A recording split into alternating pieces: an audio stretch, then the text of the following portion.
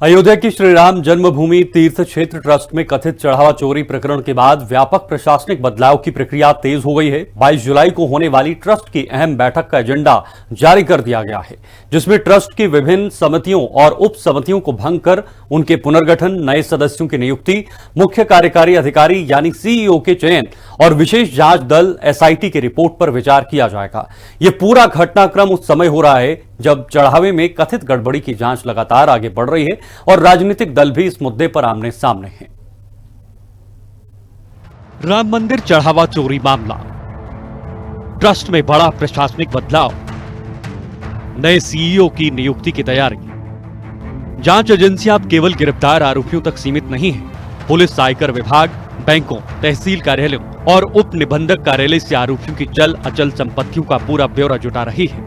दूसरे जिलों में मौजूद संपत्तियों की भी पड़ताल की जा रही है, ताकि अभियोजन के दौरान सभी दस्तावेज अदालत में पेश किए जा सके। सूत्रों के अनुसार आरोपियों की आर्थिक गतिविधियों और संपत्ति में वृद्धि का पूरा वित्तीय विश्लेषण तैयार किया जा रहा है। राम मंदिर ट्रस्ट ने पहली बार पेशेवर प्रशासनिक ढांचे की दिशा में कदम बढ़ाते हुए सीईओ की नियुक्ति प्रक्रिया शुरू कर दी है।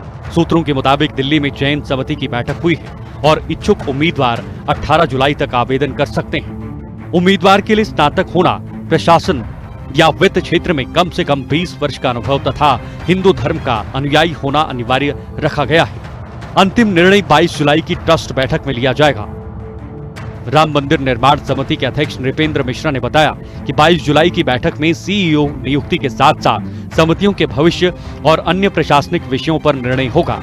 उन्होंने ये भी कहा कि श्रद्धालुओं की संख्या में किसी तरह की कमी नहीं आई है और मंदिर की व्यवस्थाएं सुचारू रूप से संचालित हो रही हैं। उन्होंने अफवाहों से बचने की अपील करते हुए कहा कि मंदिर निर्माण और राम कथा संग्रहालय का कार्य भी तय समय के अनुसार आगे बढ़ रहा है। चढ़ावा चोरी मामले को लेकर राजनीतिक बयानबाजी भी तेज हो गई है।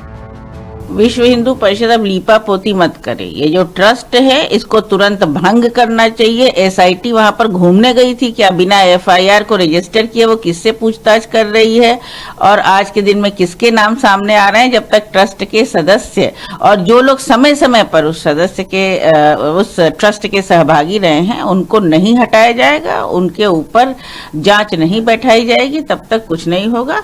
हर ट्रस्ट जो है वो सरकार के अधीन होता है अगर उसमें कोई गैर कानूनी हरकत हुई। और यहाँ पर चोरी, लोगों के चढ़ावे की चोरी, लोगों की आस्थाओं की चोरी की बात स्पष्ट कही गई है। मुझे ये लगता है इसी शोर में नया सीईओ, नई ट्रस्ट असली अपराधियों को बचाया जा रहा है और असली अपराधी अयोध्या में नहीं, वो कहाँ है सबको मालूम। मैं सिर्फ एक बात कहूंगा, जब प्रधानमंत्री जी से आग्रह किया गया कि अभी मंडप नहीं बना है, अभी ध्वज नहीं है, मत करिए उद्घाटन, और वो भी नियमों से नहीं किया। जो विवाहित व्यक्ति होता है पति पत्नी मिलकर करते, नहीं किया। भगवान राम ने भी मां सीता की तत्वा रख के यज्ञ किया था। ये भी कहा गया कि ये धार्मिक कार्य शंकराचार्यों पे छोड़ कर दीजिए, वो कर दे, नहीं किया गया। वहीं बीजेपी सांसद बृजलाल ने विपक्ष के आरोपों को भ्रामक बताते हुए कहा कि ट्रस्ट ने स्वयं जांच की मांग की थी।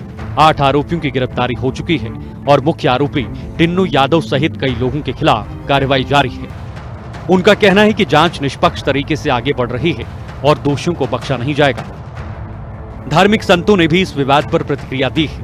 महंत सीताराम दास और महामंडलेश्वर विष्णु दास ने विपक्ष पर इस मुद्दे का राजनीतिकरण करने का आरोप लगाया, जबकि ट्रस्ट से जुड़े संतों ने कहा कि श्रद्धालुओं की आस्था पहले की तरह मजबूत है और जांच पूरी होने के बाद ही अंतिम निष्कर्ष निकाला जाना चाहिए। संतों ने भी विपक्ष पर हमला बोला।